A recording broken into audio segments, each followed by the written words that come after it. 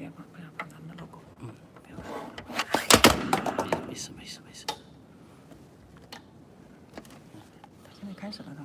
对，现在都开始了。还是看到人没事，看到人。行。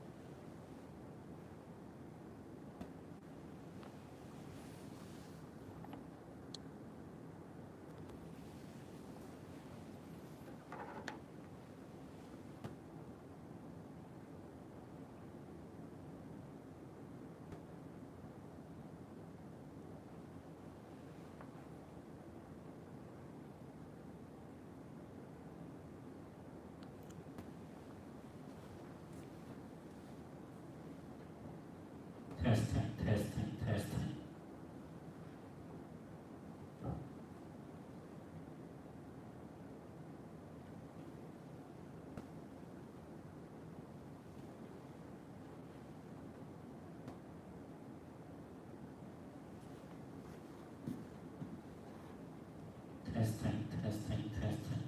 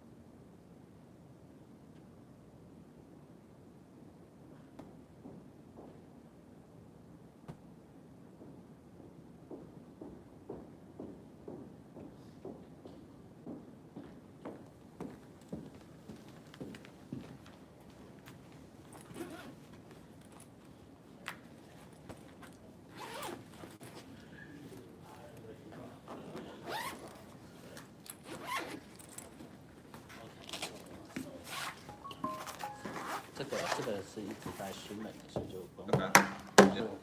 然后我跟你说一下，麦克风可以用。 Hello, hello, hello, testing, testing.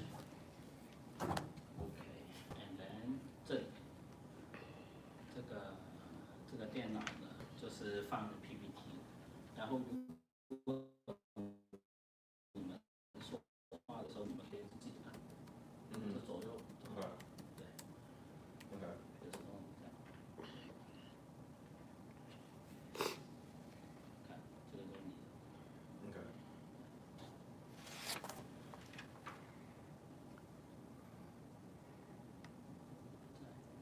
然后这个是 keep going. When you guys stop, then move to the next page. Okay. That's it. Easy. Wait, say it again. If we want to go to the next one. Yeah. So Just- because this is the video, so you have to stop it and then next page. Okay. So just Yeah. press pause Yeah. and then go to the next page. Yeah. Okay. Or maybe you can use one for the beginning. The video is fine. Yeah. Yeah. So Is it just us speaking today? It's us and then 2 others. Okay. Yeah. So, and I've got, it's what timing? What, 20 minutes you said? I would say. Just kind of jumping in here for Rachel, so I just. Yeah. So we start at around, we're supposed to start in 10 minutes, but a lot of the doctors are running late.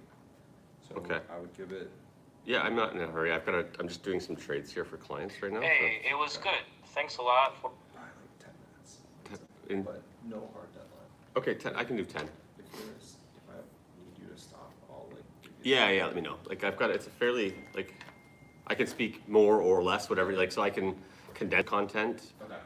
or I can expand upon it. So if it's 10 minutes, then that just gives me, I'll give you a signal. Okay. Like around how much time.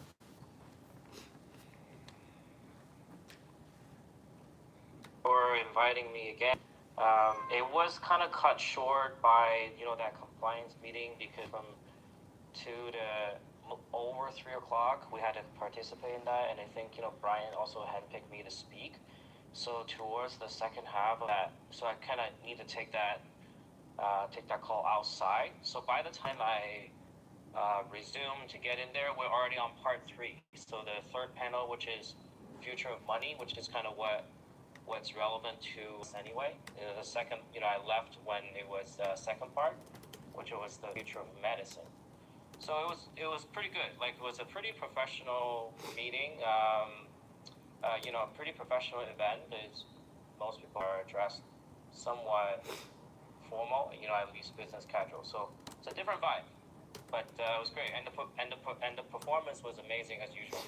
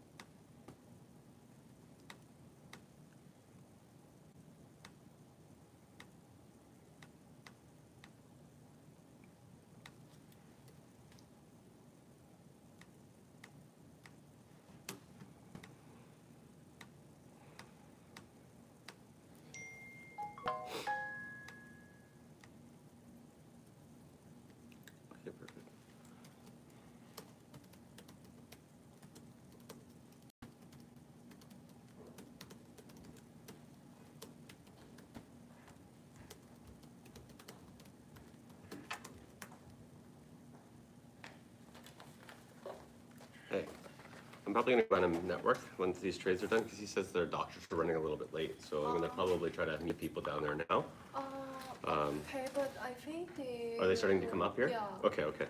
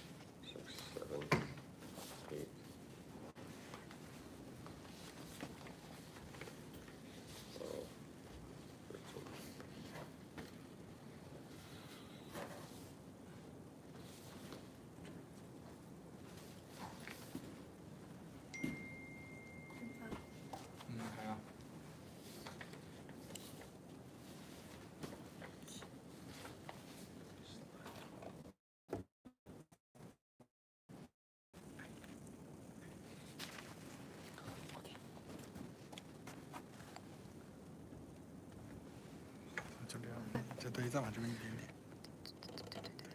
OK。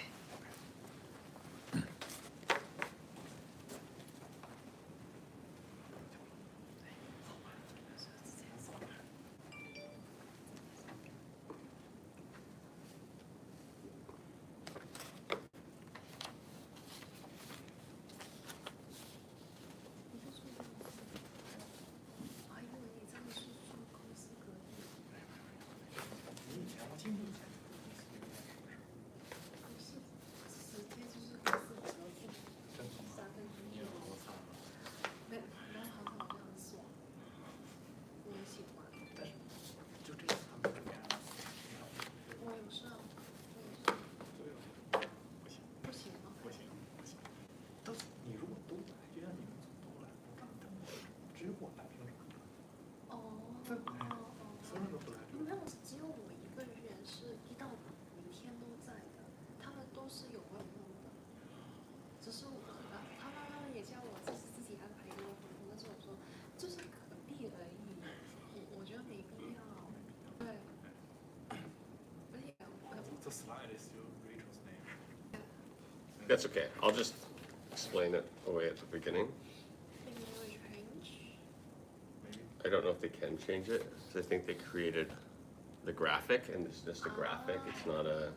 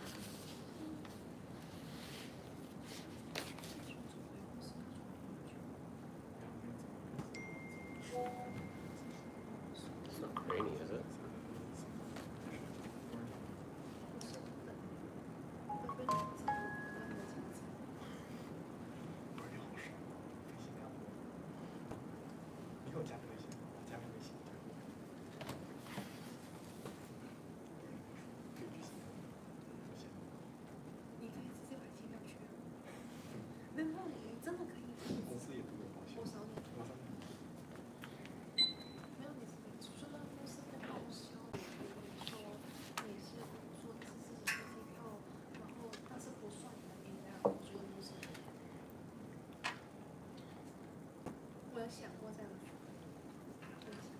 就我算一下，我不会无限制。因为我送回家感，然后但是我好像也没有怎么值得 network 这一阵子，因为大家都 focus 透过联系学校那边帮我都认识。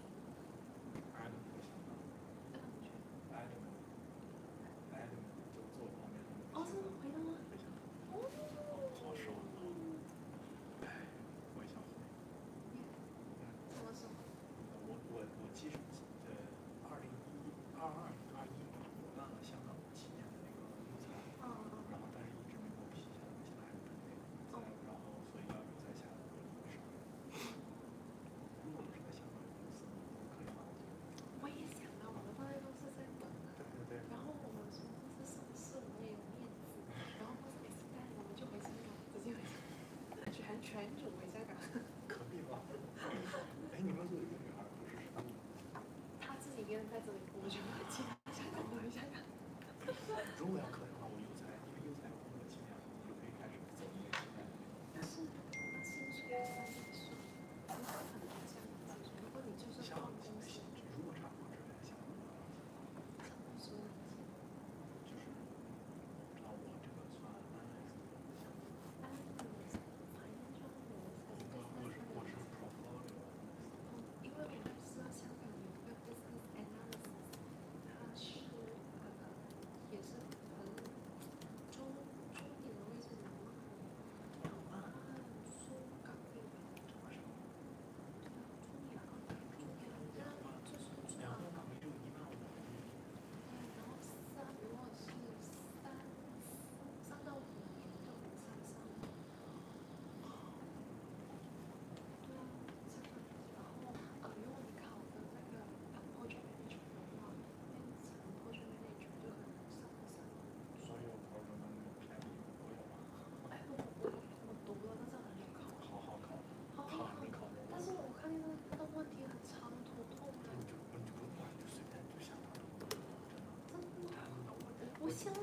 我记得我当时，我想考 PMP 那个。我记得我是复习的时候，可能一共花了2周这样，就而且都不是 full day，就是 after work，在6点回家，然后上班就没事，我真没事做，然后看我书，看1到2个小时，很简单。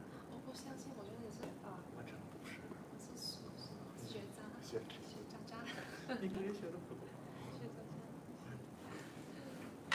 对，因为但是像我自己在 host 然后我朋友，就是我朋友是一个公司的高管，然后他的金句有2句，我觉得一句是，如果你放 annual 公司还能正常运作，不需要你的话，那为什么要？对啊，我会觉得很有用。然后第二个就是说什么，拿个3万5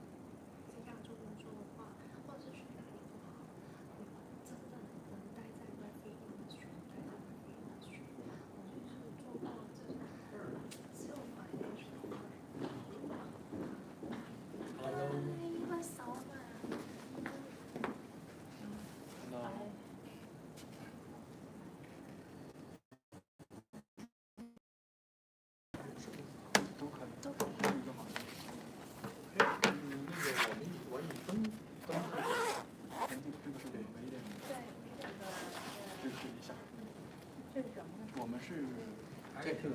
对，我们都是这是你们的吗？对，这是我们 verbal group 的，然后就我们是分组的。是这个吗？啊，简单交流两下。简单交流两下。我就可以拿这个呀，可以拿一个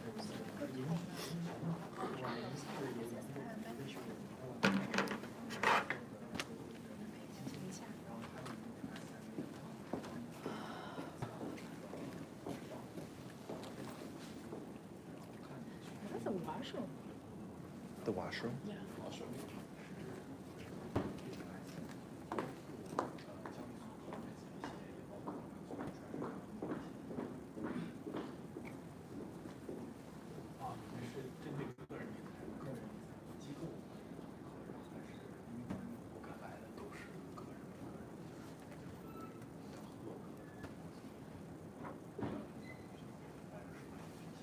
Hi everyone who is joining in live. Some of the doctors who are arriving tonight are running a little bit late since, you know, they come from downtown and doctors' time is very important. So we're waiting for them. We're going to try to settle in about 10 minutes. So we're waiting for the guest speakers to come up. So thanks for staying tuned with us. We'll start shortly. Oh, you're live streaming, eh? This is live streaming. 交易所是散户给你们的， I don't know. No, I speak a lot right now. So I'm speaking in Montreal next week.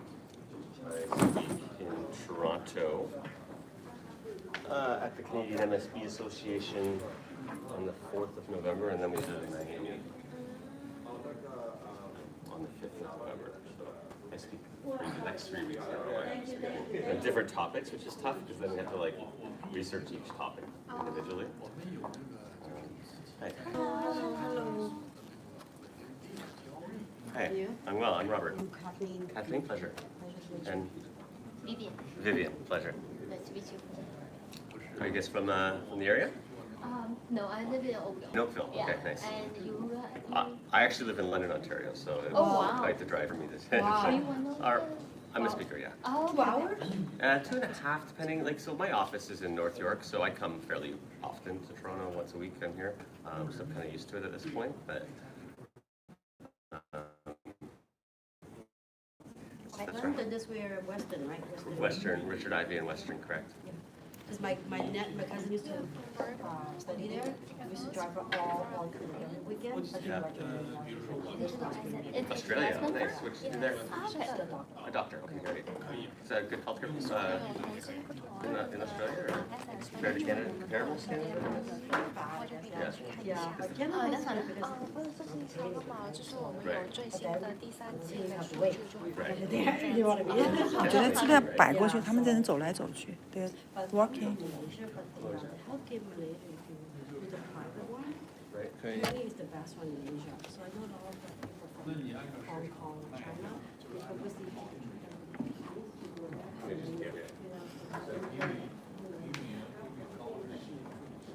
你去 say 个 hi，你跟他们说，马上就来。 You can have private healthcare if you can afford it. 这样的话，这样他们就走。 Do they? 你们讲的时候的 PowerPoint 对对已经都 set up 对对对好了是吧对对对对对。我是第2个讲的，第3个。第3个，最后一个，好。 Right. Right. Right. That's what Walmart said, right? I can't figure out that. Well, you know, time matters there, right? 日本的。他是第三。他是第3吗？第1个是那个谁？Medical，第2个是 medical，讲完 medical，然后就他最后再讲。他是第三，我是第二，然后第2是我上午写的是写的吗？你吗？你问他。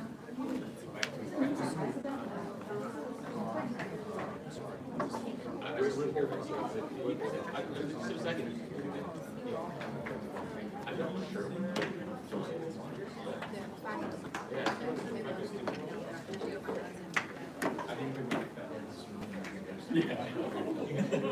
High school.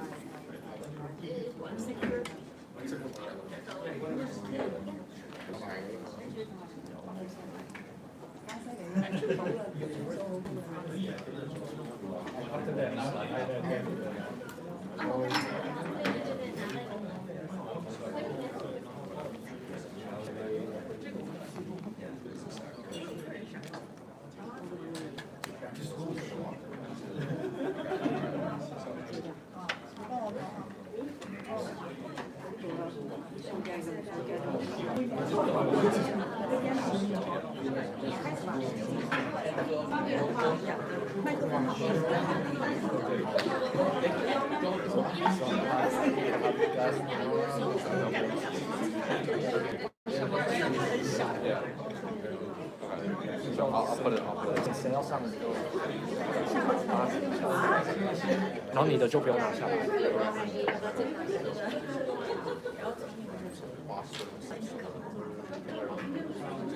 坐前面，坐前面。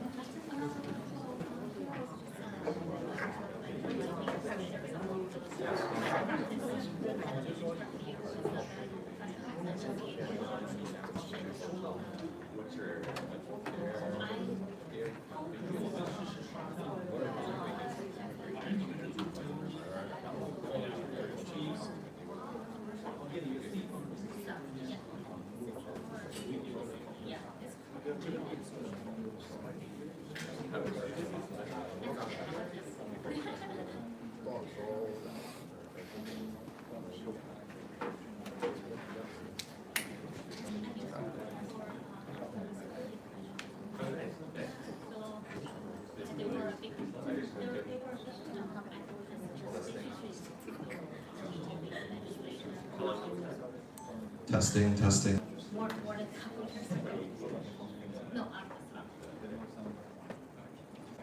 Okay. Good evening, everyone. Welcome to our exclusive networking evening on innovation and wealth strategies for healthcare professionals. I'm super happy to see all of you here, as well as those who are joining virtually and online tonight. It's so great to see doctors, dentists, pharmacists, and healthcare leaders here tonight. Tonight is about two things: connection and insights. You'll meet peers who share your challenges and hear strategies that many professionals overlook or miss out on. First, a big thank you to our hosts.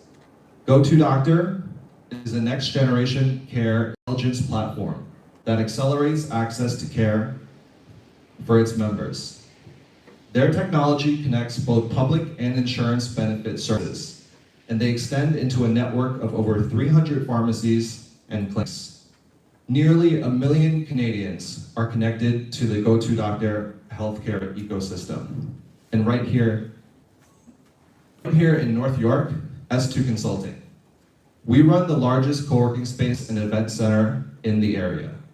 But more than just the space, we help business owners find talent and employees for free. And we help structure their businesses for tax savings. We've built a community of over 6,000 entrepreneurs and business owners, and we're always creating opportunities like this one: networking, new information, and real connections. So if you're not already part of it, follow our page and stay connected. So tonight, I want to introduce to everyone two concepts. As healthcare professionals, everyone here knows you work hard for your money. But your money should also be working just as hard as you, not on the beach, chilling on vacation. I want to share something that can help minimize taxes, grow your wealth, and pass it on to the next generation.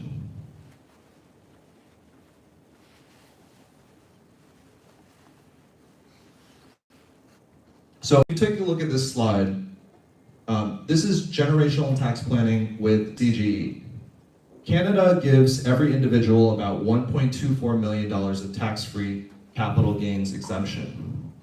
If you own your own practice or business personally, you only get about $1.24 million. But if you structure things properly with your spouse or with your children, that number multiplies. A family of 4 could shelter nearly $5 million tax-free. By having the right structure, you protect your hard-earned wealth from the prying hands of the CRA, and it extends to your spouse, your kids, and their kids, and so on.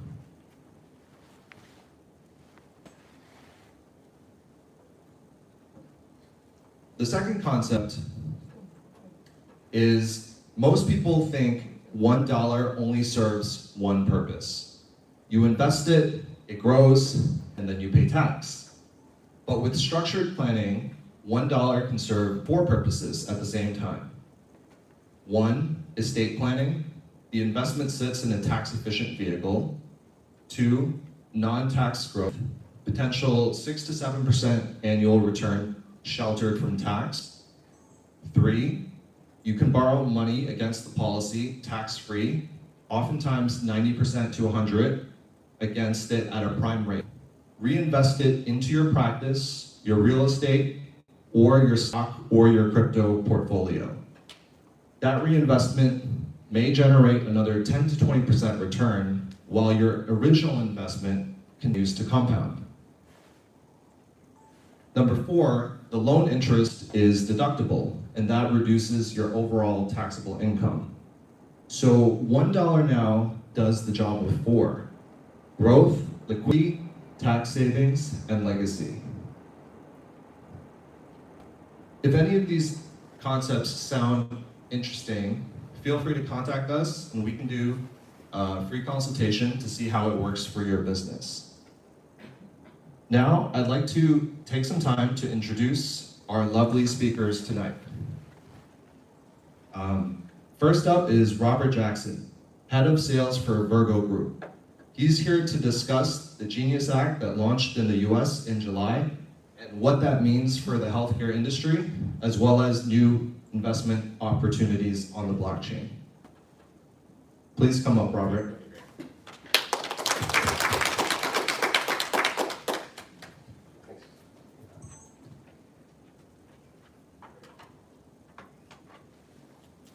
Thanks, everyone. Forgive me.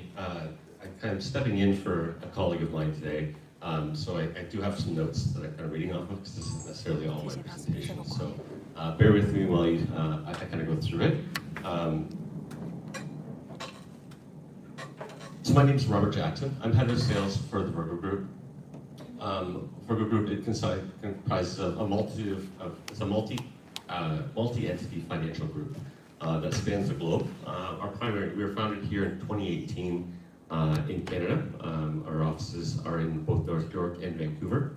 Our primary business, or our first business, was Virgo CX. We were founded in 2018 as a digital asset exchange, registered as a restricted dealer with the Ontario Securities Commission. I personally grew up in the wealth world of Virgo CX, and so I work for Virgo Wealth. We're an over-the-counter trading desk.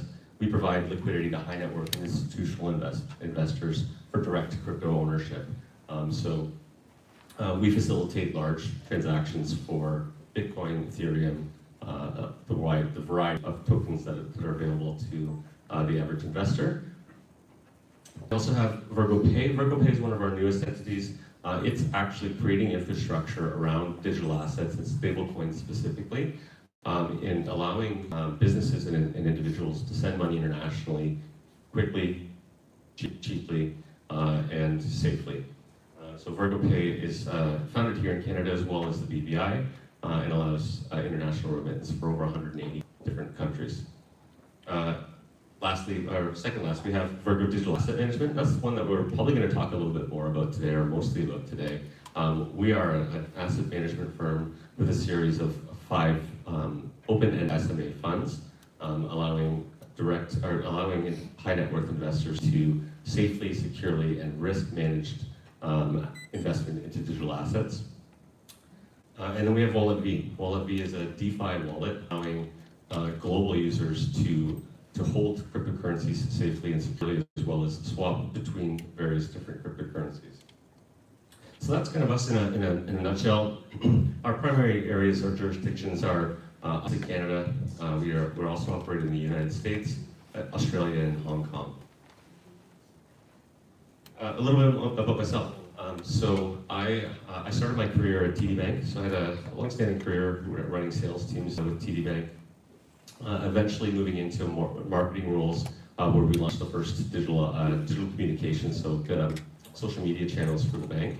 This is kind of dating me a little bit, but back before the days where banks and financial firms actually communicated and interacted with their clients through social media, we built up those strategies. I then moved on to create my own marketing agency. And then most recently moved into Virgo. So I've been with Virgo for about 4 years now, and I'm currently head of sales for the entire Virgo group.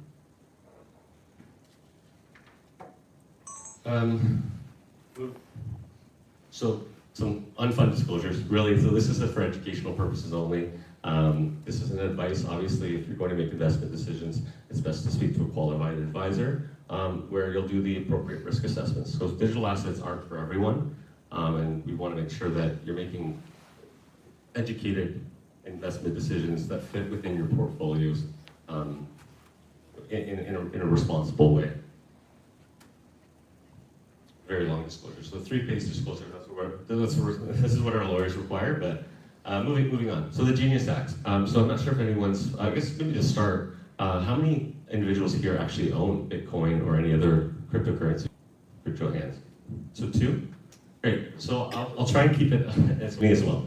So we got a 3, but I'll try and keep it as basic as possible. So I won't get into too much technical terminology, and really just kind of give you an introduction to things that are happening on a global scale currently that are making digital assets ripe for investment. And so by acting as an early adopter, I think there's a lot of real potential and opportunity to wisely into digital assets before the mainstream really catches up to where we are currently. So a huge piece of legislation came into effect this year, actually just this summer in the US, called the Genius Act. And what that does is it sets clear regulations surrounding stablecoins specifically. And so if you're not familiar what a stablecoin is a cryptocurrency or a digital asset that is tied to a real world asset, and usually currency. And so a couple of major ones that are in the marketplace today, you may have heard of our USDT and USDC. They are correlated directly to the value of $1, and they use algorithmic models to change the price of that digital asset so that it mirrors the US dollar at all times. Why is that important? Because it allows businesses and individuals to use it as a new form of currency without the risks of volatility of some assets like Bitcoin or Ethereum. So what this legislation did in the US is, again, it clearly set up some specific rules as to how a stable coin or a VASP how they construct their digital assets. And so one of those is that they're required to have 1-to-1 value so each cryptocurrency or each USDT or USDC that's created has to have the same leveraged backing in usually short-term US treasuries. Secondly, there's now audits and public disclosures that are required on an annual basis and on a monthly basis. So this is allowing investors who are utilizing these technologies to feel confidence in that the value of their dollar is always going to be there. Because we're dealing with companies and not necessarily government bodies, that trust is super important. And then there's also the dual and federal state licensing regime. So this is allowing these issuers to work across the United States under one regulatory framework, as opposed to dealing currently what's in effect is a state-by-state regulatory under the MTL licenses in the US. So it's a big signal. So when you think about it, it's not just the United States that's creating these legislations surrounding digital assets. A couple of key jurisdictions to know. The European Union has MiCA, so they've set a really strong regulatory framework surrounding all digital assets, not just stablecoins. The US is catching up. They have the Clarity Act that's currently just got passed through Congress, which will then encompass the remaining non-stablecoin digital assets. And so what that means is, as we have clearer rules and regulations surrounding what a digital asset is required to do to maintain investor confidence and secure the marketplace, we'll see a big influx of institutional investors. And as that happens, we're already starting to see it. So I'm not sure if anyone's familiar with the BlackRock ETFs that have been just launched this past year in the US. They're already seeing inflows of, I think, $4 billion in their first year. And those are a way for investors to buy digital assets in a custodial format, as opposed to having to kind of hold your own wallets and deal with the technology that underlies the digital assets. So basically, what benefits that give, and when we look and tie it into healthcare, there's a lot of different projects currently in the market that are specifically towards solutions for healthcare professionals. Think about being able to have your client records all in one place that follow your client everywhere they go. And so there's projects that are looking to do just that. And so the blockchain isn't just a place for money, it's an underlying technology that has multiple use cases. Also, identity verification, so that you ensure that the client that you're dealing with is the client that you're giving that you have the medical history for, and that data follows the client and not the healthcare provider. And so that means you're not dealing with new clients without their entire background and history. And the benefit in the investment world is, as those technologies are built, they're built on specific blockchain, what we call layer ones, and so they're the foundations for that technology. And each of the layers has its own protocol. And as these additional technologies are built on the blockchain, the underlying asset, so for example, for a common one, Ethereum, a lot of these projects will be built on the Ethereum layer 1 blockchain. And as those projects and those protocols take off, the value of that, so for example, Ethereum, will rise as the user bases increase, and the more projects that are on that blockchain, the higher the value of that underlying main asset. This was actually in July. So Sinopec is currently exploring the possibilities of using stable coins for cross-border payments, which is huge. That it's expanding just outside of Asia. Asia has a strong digital asset base.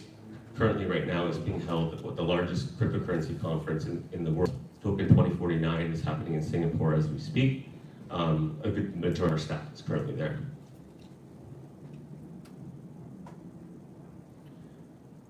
So the entire capital markets infrastructure is moving on chains. The benefit of the Genius Act is that it's the first step in the United States of legislation that's around the first item here, which is cash.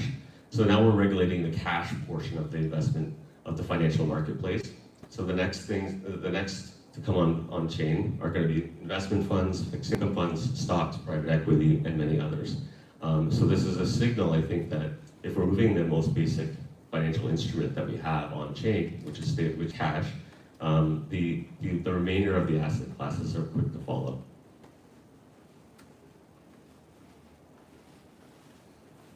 So unlike Canada, the reason why I'm speaking more on the U.S. side is Canada's is quite. So we were a leader in regulation back in 2018. We had an event surrounding an exchange called Quadriga CX, where the owner, we had no safeguards in place here in Canada, and the owner of Quadriga CX took the keys to all of the clients' funds, which were sitting on a cryptocurrency wallet, and went to India and passed away. And so there's billions of dollars of Canadians invested funds sitting in that wallet, and no one has the password to it. So after that happened, Canada started to create regulations surrounding specifically CTPs, or exchanges like us, and the steps that we need to do to preserve capital. Since then, we've kind of fallen off. We haven't had any real leaders in the government, in legislation, in the legislature that are supporting legislation surrounding the adoption and creation of digital assets. So Canada's kind of falling behind. I assume with the implementation of the Genius Act that Canada will be soon to follow. We tend to be quick followers, especially when the US is involved.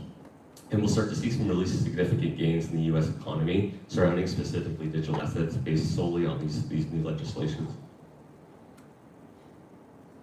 Another huge investment vehicle that we're seeing currently are DATs, so digital asset treasury companies. A couple of key to note would be, I'm not sure if you guys are familiar with MicroStrategy.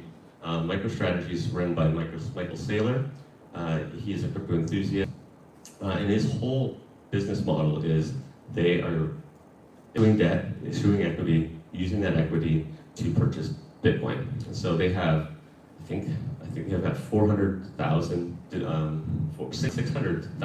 Bitcoin, which is an insane amount of Bitcoin. They probably hold the most Bitcoin in the world currently. And the way that you earn value off that is the rise and fall of the Bitcoin asset. So you can make purchases in Bitcoin indirectly through the investment in a company like MicroStrategy.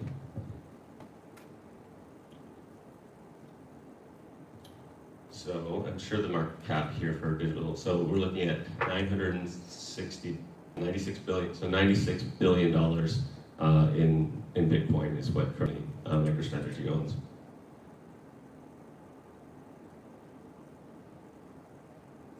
So now moving on to some of our products. Again, I'm not advocating that you make an investment in any of these products. Do your research, but I'm going to give you some opportunities to kind of explore what's out there in a risk-adjusted portfolio. So a little bit of our portfolio manager. So Kevin Jiang's he's an award-winning investment manager. He originally worked on the team that launched the first ever Bitcoin ETF here in Canada at 3IQ. He now works for us. He's got over 15 years of experience in trading and uses a variety of different strategies in order to create returns for our clients. So one I think that if you're a novice and new to digital assets, where I think you want to take the approach is something like our principal protected momentum fund. And the reason for that is it gives you a very conservative entry point into the ownership of digital assets. It's a conservative strategies. The funds consisted of about 90 to 95% of short-term U.S. treasuries, and that 5 to 10% that's not in treasuries is invested in a constructive overlay. And so what that means is that we're taking that 5 to 10% of the investment and investing it into either covered calls or covered puts in the cryptocurrency industry. So buying direct covered calls and puts, and so that gives us quite a bit of boost in profit and revenue. So, for example, if we look, this is a little outdated currently. Cumulative return since inception is at 51%. I think as of today, that fund is sitting at about 28%. So it gives investors the ability to enter into the digital asset investment without the risk of downside that comes with, for example, direct Bitcoin investment. As you're aware, I'm sure that's probably half the reason why most people don't get into buying Bitcoin is because they're afraid of the downturn, right? So using a more conservative strategy allows you to take advantage of the upside without all of the risk of the downturn. So the max drawdown we have on the PPM is currently set at 5%. I think its all-time lowest or most downside has been around 3.8%. So it has an emphasis on principal protection and risk management. It's low risk with high growth potential. And so that's it. So you can find more on vdm.virgo.co. You can also take a picture of the QR code there that will get you to our contact list. I'll open up to any questions that anyone has.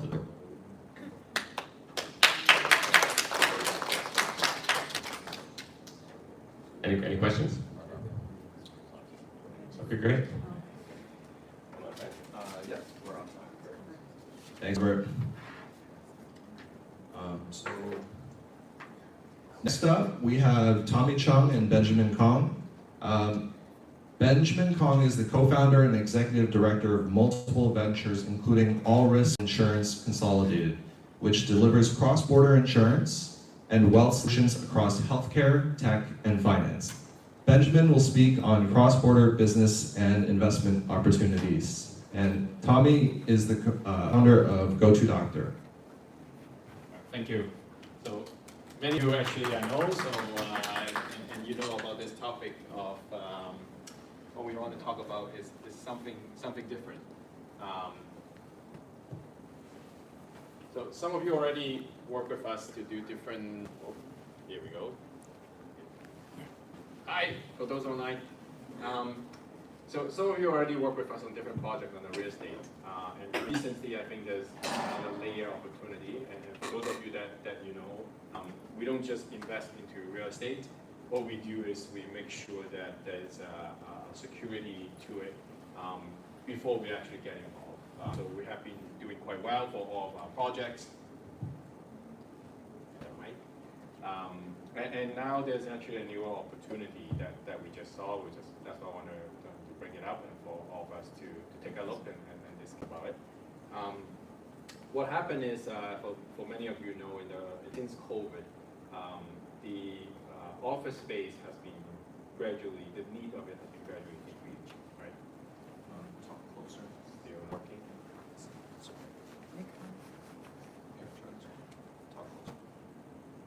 Hello? Okay.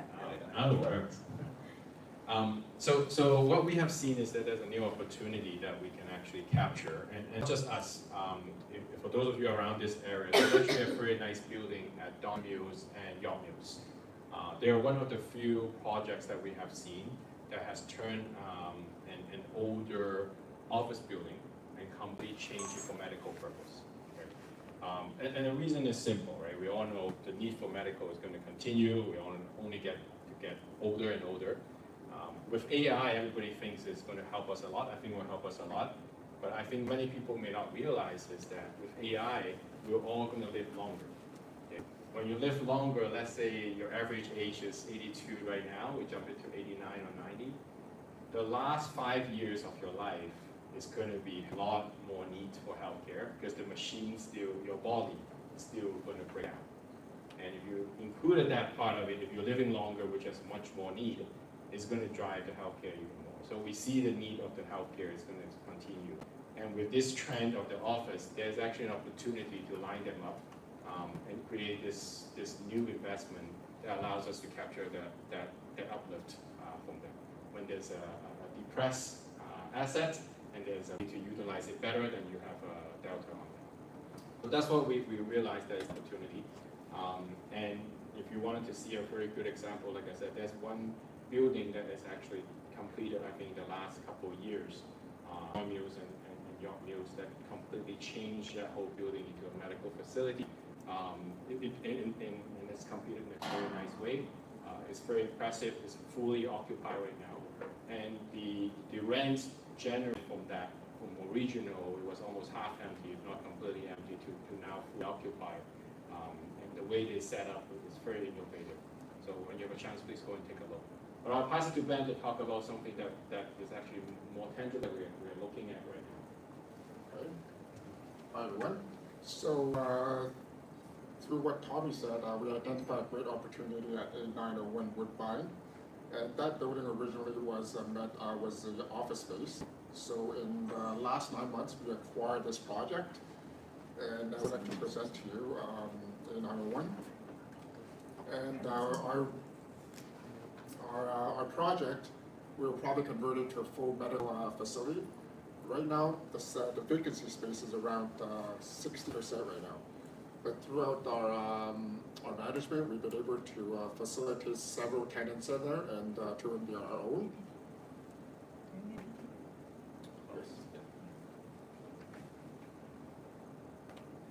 And two of them being our own, and the rent that we've collected is already increased by 50% already.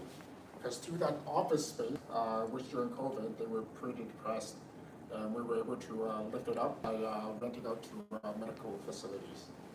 And we would like to present you this project investment opportunity, where it's a 2 years timeline, and that also includes we kind of minimize the lower floor, which will bring a lift, and also collecting the rent on the annualized return. And here's also a slide for the returns. And for any doctors that are interested, you can contact us, and we'll give you more information on that. Thank you.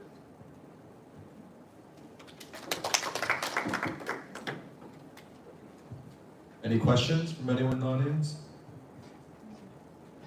Okay, so moving on, we have Vivian Lau. She's a partner at LVMS Lawyers, boutique law firm specializing in corporate structuring, tax, and estate planning. Vivian will share strategies on minimizing tax and protecting long-term wealth. Thank you. Hi everyone, my name is Vivian Lau. I'm a lawyer and a CPA, chartered accountant, but I don't do tax return.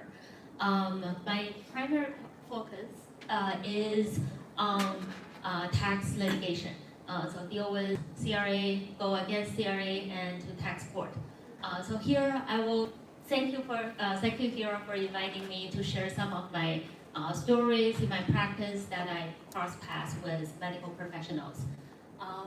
For lawyers, we do have our regulations. So I'll start with our legal structure. For medical professionals, there are also generally professional corporation available for medical professionals that want to practice their own.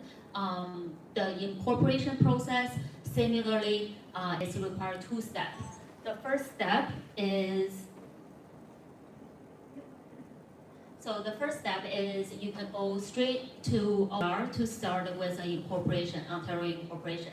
But there's always a second step that is regulated by the governing body. So the regulatory body for family physicians are CPSO. They will require a certificate of authentication for your incorporated corporation to be operative as a medical professional corporation. And for dentists is RCDSO, and then it's called DPC. Pharmacist is slightly different. Pharmacist, normally the actual pharmacist has to also be accredited by the regulatory body, and it has to be owned and managed by the pharmacist. So for all these different medical professionals, the structure are similar, but they all share one key important thing when you do incorporate. So when I help doctors or family physician, dentists, we incorporate their corporation, the share rights and the share privilege are the key. So the voting share can only be owned by the licensed practitioner. The non-voting share for medical professionals, you guys are lucky because you actually can have non-voting share held by your family members, which open the door for income split. Not really per se income splitting, but it opens the opportunity if your family member are actually helping with administrative work or with the qualified hours, then you can actually split your income within your medical professional operation. And lawyers don't have that. For law professional corporation, it can only be the licensed lawyer that owns the professional corporation, and the family members are strictly not allowed. Now I talk about the in practice, what are the normal group practice structure that I know. But of course, you guys know probably better than I do. I'm just sharing some common structures. So normally family doctors, they build OHIP under their own MPC. And they pull the cost sharing, so they will pitch in to share the rent of the office, the registered nurse, or if they have administrative stuff, so they share those costs. But the actual billing and administrative stuff is all done at their own MPC. For dentists, it's actually quite different. Then, because often the dental equipment, the dental chair, the tools is more capital intensive investment. So a lot of the dentists, they come as a partnership. So the dentists will have their own DPC, but they come together, operate as a partnership. And that the key for dentists is always partnership agreement, how the profit is gonna be split, how the cost gonna be shared. Pharmacists has even more stricter rule. So I just recently did 2 pharmacist leasing agreement. So for them to, like the pharmacists come to me and say, hey, I want to open a boutique pharmacist in this street mall. I will review their commercial lease agreement, and often there's a lot more requirement for open pharmacists. Now we talk about why incorporate. Of course, as a doctor, you could still get a T4. Why you incorporate? The answer is always the tax. You get more money and then end up in your pocket. The lower tax rate, because PC is still qualified for small business deduction. If you're making too much, I can't help too much. But if you're making the SBD limit is $500,000. So if you're making slightly less or around $500,000, then your effective tax rate, the provincial plus the federal, after all the rebate, is effectively 12.2%. So it's a lot. You can imagine if you're average family doctor, if you're making $250, then your marginal tax rate is 53.53% versus 12.2%. So that's the main driven. And obviously, the more money in the MPC doesn't mean it's going to be end up in your pocket. It just means you still have to pay tax on it. It just opens more opportunity for you to defer, to you to decide when to take out that money. I think I already covered that. So for partnership, there are, as you know, same as a private corporation, when a couple of investors come together to form a shareholder agreement, the dentist, when they form a partnership agreement is a key. If no agreement, there is very dangerous, but often the dentists know to protect themselves, so they will have an airtight partnership agreement, including how the exit mechanism gonna work.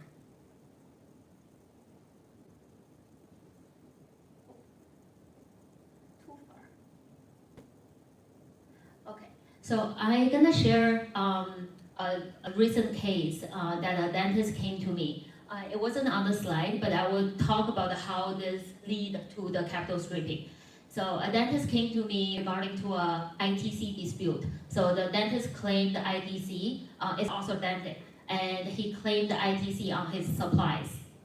So the braces, the retainer, he claimed the ITC on those, I would say, appliances or dental supplies. So he claimed the ITC. For 2 years, he got audited is about 120,000. So he claimed the ITC, CRA denied it because CRA said the dental service is a HST, GST exempt service. So you're not allowed to claim ITC.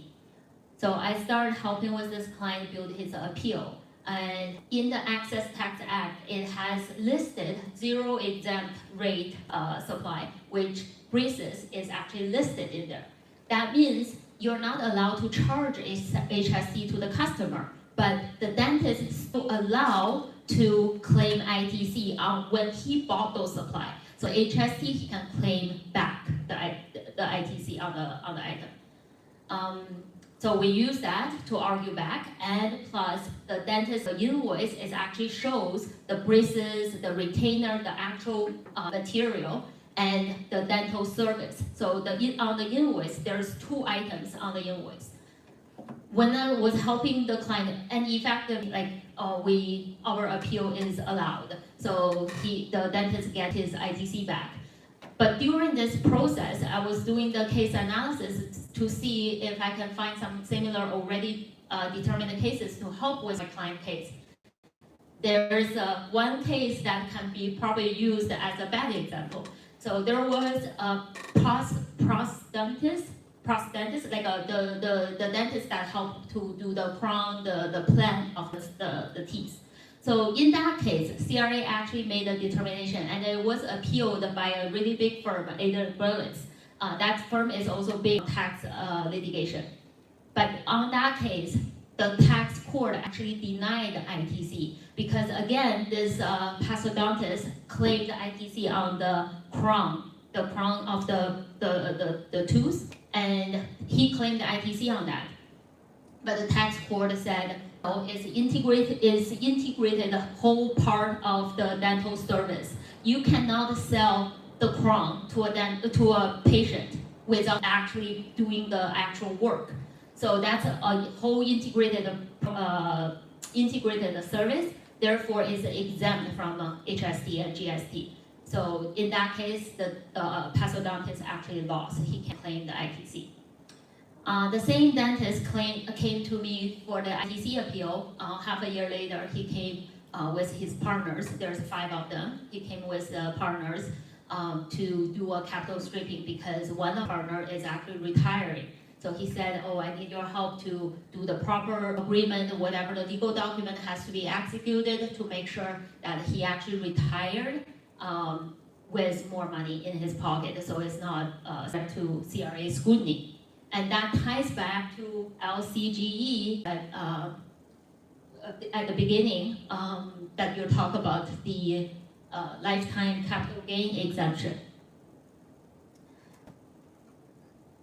So the dentist, the retiring dentist, his partnership share is, like say, worth 800,000, including his client list, including everything, and goodwill. So then 800,000, if the partnership used the partnership money to buy out that share, CRA could later on recharacterize that as a dividend, as a surplus. So basically, it's just whatever the profit in the partnership is a distribution of the profit. So that could be recharacterized as a dividend.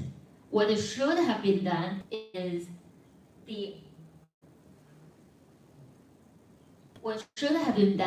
the other partners, like I'm just using simple example, like say partner B and C, there's more than 2 partners. What should have been done is partner B and C use their own DPC, come up with the money to buy the partner A or the dentist who is retiring to buy his share. In this way, it's a true share sale. So it's a capital appreciation. Therefore, that he can claim that the retiring dentist, the entire 800,000 of his partnership worth can be categorized and used as lifetime capital gain exemption. So that entire 800,000 is exempt because this year, the current year capital gain, lifetime capital gain exemption is used to 1.24 million. So yeah, there are right way to do it and the wrong way to do it. It really depends where the money comes from and when the CRA actually knock on the door and challenge the characterization, it will lead to significant price error. I will just share some, to be honest, there are not many doctors or medical professionals come to me for CRA audit. But I believe for lawyers, we do have our law society that come to audit us, like the law society, not the CRA. They will come to audit our practice every year. They will give you what your practice guidance. They look at all our trust account, general account. They will pointing out all the practice, what are the governance, what need to be tightened up, what are the controls. So I believe for medical professionals, the doctors, they also have their own regulatory body doing half of the CRA job. That's why I don't see many doctors or lawyers actually come to me for CRA audit. But as you share some, there are cases that for doctors being audited and they appealed and they get dinged by the CRA fine. The couple key category for doctors normally can claim their expenses are the vehicle expenses, home office. A lot of the doctors, especially the specialists, nowadays they don't need to go to the office. They can do the Zoom consultation. Like my own allergy specialist, he does Zoom appointment. with me. Conferences, which conferences actually has a case law. The doctor, it came up recently. The doctor bring the whole family for conferences, and medical professional, I think they had at least 3 or 4 times conferences per year, and those travel expenses, I guess they travel extravagant, so the travel expenses is quite high, and they claim it all as expenses. The CRA disallowed all the family member related expenses. Yeah, that's. And there are some deductible expenses as well, professional dues, malpractice insurance, the rent, supplies, the EMR, software, continual education, and sometimes it's the bad debt. So those are the category kind of I see the medical professional can claim as expenses. Yeah, so that's pretty much my story for today, to share what I, in my practice, what I encountered with cross paths with the doctors, physicians, and dentists. Just to add everyone, there also right now CRA is quite strict on those flip houses, because we're talking about buying real estate property and tied to your medical center, because my previous firm, half of our client is a public client, so we represent municipalities. So there is one land that I was working on that deal. So one land, the city, the municipality, is Waterloo City, sold the land to build a medical center, and the purchaser is a private purchaser. And when we have delivered that APS to say, okay, you can buy this land, but there's a lot of conditions that it has to be 90% occupied by licensed medical professional. You can only have a certain very restricted retail space, the parking lot restrictions. And the long story short is, at almost the end of the project, the city actually registered lien because the owner didn't fulfill the rental compliance. So he rented not all to the medical professionals. And because of those, the city gave him either you pay a big bill and we're gonna sell the land to you at the fair market value for commercial value, not as very discounted value because the city need more medical facilities. All right. Can I ask you a question? So there has been a new court case on the medical clinics management fee side, whether HST can be exempted. Have you come across that? No, it's a good thing. I'm gonna go back. The good thing about the litigation lawyer is whatever we do, we search in our case search, and we use our legal data, it's a subscribe, of course, and it's quite expensive, $2,000 a month. But we subscribe extensively to the legal database, so we will get those case analysis. But there's tons of cases. If I don't look, I won't know. But I will now. I will. It has implication for us because on the management fee side, we always were told by the CRA and previous councils that we have to charge HST because we kind of split it simply. So we have to charge. Split with who? The cost, the expense. With so, split. Yeah, this new case, they said the management fee shouldn't have HST because medical service is exempt. Exempt, yeah, medical service. So the overhead, that's interesting because exactly for the client who claim ITC, right? So if the medical supplies are 0 rated, which is not HST exempt you cannot. But for the 0 rated medical supply, when you claim ITC, you can also claim a prorated, like a portion of the overhead as well. So that makes sense. Your management, if it's part of the exempt, then you cannot charge HST. But there's a case just recently this year. Oh, okay. So I'd love to hear your once you find it. Yeah. Sure. Give me your email address. I will read on the case and give you my little opinion. Question. question. Oh, yes. So medical but non-medical, more cosmetic, so it's not per se all hip coverage, like it's a private payment. Do you charge the HST on the service client, and how do you, the first year, is there any limit, exemption for HST, how are you gonna clarify that one? The cosmetic, The cosmetic so like service, you do like CO2 lasers, you do injection, you do other Botox that and stuff. patients has to pay, or they do the loan of them, so it's not all hip covered. Yeah. So technically you have to charge HST, correct, for that service?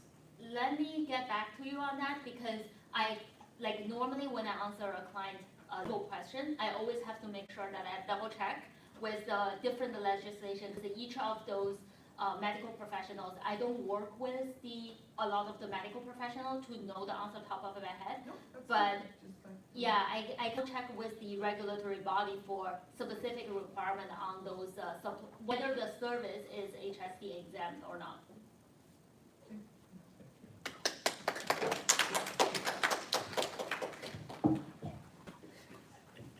Thank you, Vivian. As we wrap up tonight, I want to leave you with this. The market is full of healthcare professionals who work too much and pay too much in taxes. Just like with a plane, if you're flying across the world, a 1-degree turn could mean you end up somewhere completely different. Similarly, if we make simple tweaks to our strategy today, it can mean a completely different outcome for ourselves and the next generation. Tax issues, remember to contact Vivian. If you want to invest in medical real estate, remember to contact Tommy and Benjamin. And if you want to invest in digital currency, you know where to find Robert. And lastly, if you want to learn more about how to leverage your money to reduce taxes and pass it on tax-free, please contact me afterwards. Thank you, everyone, and I'll leave this open for everyone to mingle and to network and to enjoy the rest of the evening. Thanks for coming today. We still have the food. Everyone can eat the food, or maybe bring the food there. Yeah, why don't we go back to the second floor, or we can hang out here? No, here is it. Okay, all right. Yeah. Because the food is upstairs.